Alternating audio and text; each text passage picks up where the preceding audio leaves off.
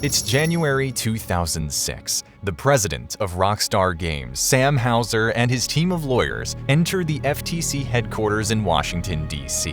What he doesn't yet realize is that he's going to spend the next 9 hours being exhaustively questioned by government investigators who earlier seized tens of thousands of internal company documents. Why Sam Houser is at the Federal Trade Commission in the first place is part of a bigger investigation.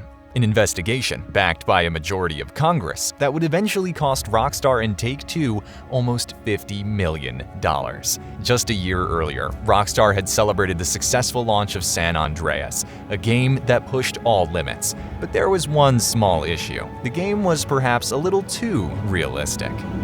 This bill will prohibit the sale of violent and sexually explicit video games. It's a game that's already controversial. A resolution that urges the Federal Trade Commission to investigate the video game Grand Theft Auto. Keep them out of kids' hands.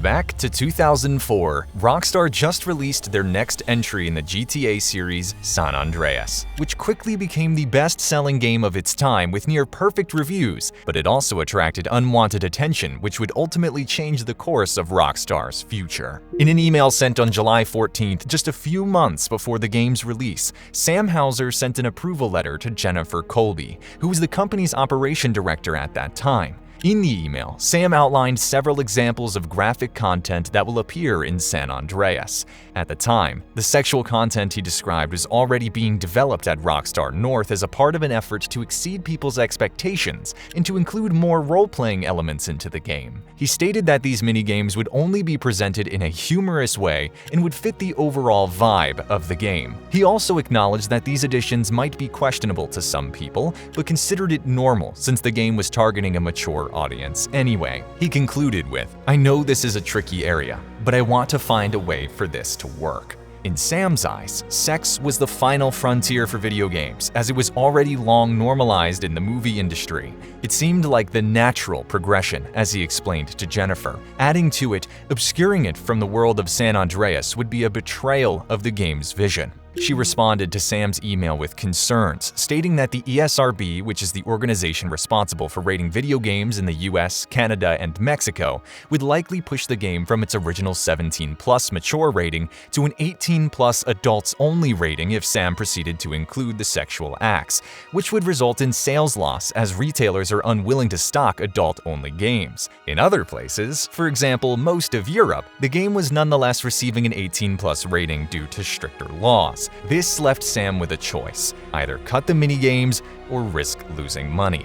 He responded with, "The cuts are everywhere. It doesn't feel like we're pushing any boundaries now. Why bother?" Yet a month later, Sam agreed with Jennifer Colby to make changes to ensure the mature rating. The sex scenes that are in San Andreas currently are going to be considered graphic. Jennifer followed up with a list of cuts that had to be made to guarantee the rating. Rockstar's co-founder at the time, Terry Donovan, also demanded alterations that devs had to make to ensure the rating fell in line across all markets. At this point, San Andreas was just weeks away from release. Making more cuts meant the game wouldn't hit its release date. Sam responded shocked by the list of new cuts that had to be made. "Why bother? I really do not want to change this stuff." An emergency meeting was called to find a solution. Sam was left with no choice but to remove the content from the game before it hit the shelves. However, there was just one problem that wasn't easy to solve. Completely removing these acts from the game would break the wider functionality of the game's code. An alternative solution was suggested. Instead of removing the content, the team could hide the minigames in the code, making it nearly impossible for the players to access them. As Sam said, "We locked it away because there was no other way to get the game done on time, safely. The impact of yanking something late is too scary." And so, San Andreas was successfully launched on its intended release date with the mature rating for the PlayStation 2. No problems arose until its PC launch. Since it's much easier to alter the game code on PC than on consoles, modders went right into the game files looking for anything interesting they could find, while also planning the mods to create. This is how a group of modders, including Patrick Wildenborg, discovered several character animations, intrigued by how they were named. Patrick was just a casual gamer who had become fascinated by the rise of game modifications. With all the mods other people are creating, and with his own software engineering background, it wouldn't be that hard to start creating mods himself. And so he did. San Andreas didn't release on PC immediately, so Patrick bought a PS2 to play the game and start inspecting the files. As soon as he and his friend group of other modders started looking through the code, Patrick noticed several oddly named animation files referring to sexual acts that weren't linked to any in-game strip club or other suggestive places. Another modder named Waterduck verified that these were indeed sexual acts by previewing the animations in another software. After this discovery, they posted their findings on a private modding forum and kept it a secret to the public. However, it wasn't until Patrick dug deeper to find out these animations were not just scrapped content, they were fully functional mini-games. The only issue was that he couldn't test them on the console. We had no option to try it out on the PS2, so we would never know. The PC version arrived 7 months later, and to Patrick's surprise, it still contained the animations and code to make it work. Just a month after the PS2 launch, Sam Houser emailed the then game producer Leslie Benzies regarding the PC version to explore any additional content ideas and see how far they can push boundaries. Benzies agreed and replied, "We will get the stuff back in the way it was." Now their plan for the PC release was to offer 2 versions, one with a mature 17+ rating and one with the 18+ adults only rating. While not everyone on the team was happy with it, in another email, Sam wrote, "Yes, we will go to places you other wouldn't even consider." Despite this, there were still concerns of an intense backlash if the PC version was pushed too far, and in the end, it was decided to play it safe and ship the version in the same state of the PS2 version. Sam had initially planned to release a patch that would unlock the scenes. He described it as a "unlock the darkness" patch, but it obviously never released after the PC launch since Patrick and his friends already managed to unlock the hidden sex minigames themselves shortly after the release on PC, and would later go on to upload these files as a mod for everyone to download on June 9th. They named it the Hot Coffee Mod. Patrick later described how he came up with the name inspired by the in-game dating mechanic. After successfully dating one of the 6 girlfriends, they would invite CJ in for some coffee, and a cutscene would play outside the house with some muffled sounds. The mod would replace this cutscene with an inside shot in the many playable minigames, although characters were fully clothed in all scenarios. Hot Coffee was the first mod for GTA San Andreas, and immediately the most controversial game modification ever. Videos like these take a lot of time, and they wouldn't be possible without today's sponsor, RP Grand. If you're looking to immerse yourself in a vast, open-world game on mobile, RP Grand could be something for you. In this world, you can become anything. The possibilities are endless. Whether you take the business route, join law enforcement, or become the boss of your own world while hanging out with your friends on this giant map, the choice is yours. The game is packed with thousands of unique elements, regular updates, and an active online community ready to help you out. You can even create and grow your own family in the game, or join an existing family from the discovery list. You can start playing RP Grand for free by downloading it on your smartphone using the link in my description. Also, if you're a new player, don't forget to use my promo code MMIRP to receive a free car to start your journey with. On the same day the Hot Coffee mod launched, Sam Houser discovered the mod while browsing on a forum. At that time, the mod had already racked up a few thousand downloads, and several public figures had already issued a press release condemning the ESRB for not properly rating the game, which only attracted more downloads and more public attention on the matter. In disbelief, Sam called the Rockstar New York headquarters since he wasn't at the office that day, but nobody answered. Terry Donovan instructed the PR team to lay low and not answer any phones because it's going to get ugly. With no one answering, Sam emailed Leslie Benzies asking if the mod would cause any problems, since Sam found the mod pretty cool. No one was really sure. Until a month later, the news became widespread in the mainstream media, and several press releases were issued warning parents of the mod's existence. Shortly after, the ESRB was notified and launched an investigation to determine if their rules had been violated. Patrick was now getting overwhelmed by the amount of attention this story was getting. The Dutch TV camped outside his house while the American mainstream media were constantly trying to call him. Patrick said that this hugely affected his family life and had to disable his phone to get some peace. He became concerned about the implications for his family and career, therefore he refused to give any interviews at the time. Even a team of lawyers was put together in case Patrick's company's name would get involved in the drama, but fortunately, it never got to that point. To avoid further media sensation, the site hosting the mod took it offline and Patrick posted a statement on his website, making it clear that the mod was only accessible by altering the game code. None of the scenes were accessible straight from the game, and none were created by the modders.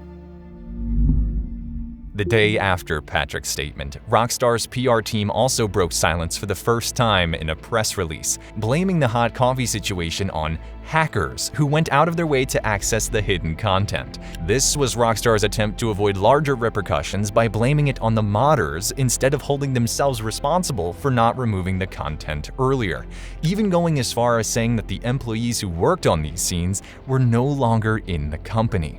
Rockstar's refusal to fully address the matter was poorly received by the industry and the modding community. They later admitted that this was the wrong strategy. In an interview, an employee at the time said that blaming it on the modders was a colossal PR screw-up. It was a complete disaster. We lied. Whether modders were at fault or not didn't matter to the ESRB. Following their investigations, they changed the game's rating to 18+ adults only. This led to Australia banning the sale of the game and America's largest retailers removing it from their shelves, with Rockstar recalling copies and suspending production. After the recalls, Senator Hillary Clinton became involved and politicized the issue by urging for more regulation by introducing an act that aimed to protect children from violent and sexual video games, which later on failed. At this time, the U.S. House of Representatives voted to launch an FTC investigation after Hillary called for immediate action. The Federal Trade Commission oversees consumer protection, and the investigation was launched to determine whether Rockstar intentionally misled the ratings board. Quote, "By merely wrapping rather than removing the adult content, Rockstar knew that it would inevitably be made widely available." Finally, on August 11th, Rockstar would release a patch that removed all of the game's controversial content, allowing the game to revert back to its M rating. The FTC later invited Sam Houser to answer questions for 9 hours. He recalls this moment as an almost crushing point. "I felt those people were out to crush us, and if they could have crushed us, they absolutely would have." The investigation would last a year before concluding that Rockstar and Take-Two were at fault. While the FTC did not fine them, they received a warning stating that if they violate the rating rules again, fines will be handed out. Take-Two and Rockstar agreed and pledged to be more transparent about their ratings in the future. However, several lawsuits dragged on for years and finally settled in 2009 for a little over $20 million. It's estimated that around another $25 million were lost in sales due to the bans and rating change.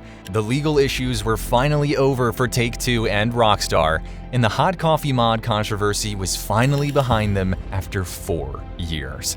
Rockstar Games never directly addressed this controversy. Instead, they ended this hectic chapter in a comedic way by adding Easter eggs, one of them being in GTA 4, where they changed the Statue of Liberty to mock Hillary Clinton holding up a coffee cup, referencing her involvement in the drama. Later in 2015, the BBC even made a documentary film about the controversy, with Rockstar criticizing the production and tweeting this. Looking back at these events, Patrick had little regrets publishing the mod, stating that someone else would have found the code anyways. Most felt a sense of injustice regarding how Rockstar got treated, because why would a 17-year-old be allowed to beat up anyone while running over pedestrians, yet the line was drawn at sex? It baffles me how America finds two people making love more damaging than all the violence, said Patrick later.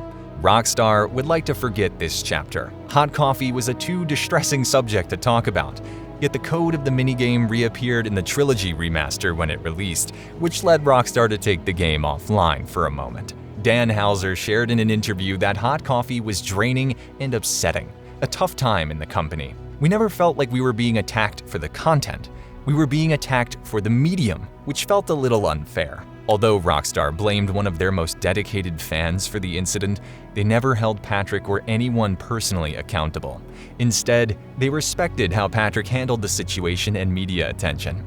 During the incident, they called him in the middle of the night. Half awakened by the ringing, Patrick picks up the phone and hears a New York accent speaking on the other line. Hello, Patrick. This is Rockstar, the game developer. We want to thank you for what you've done.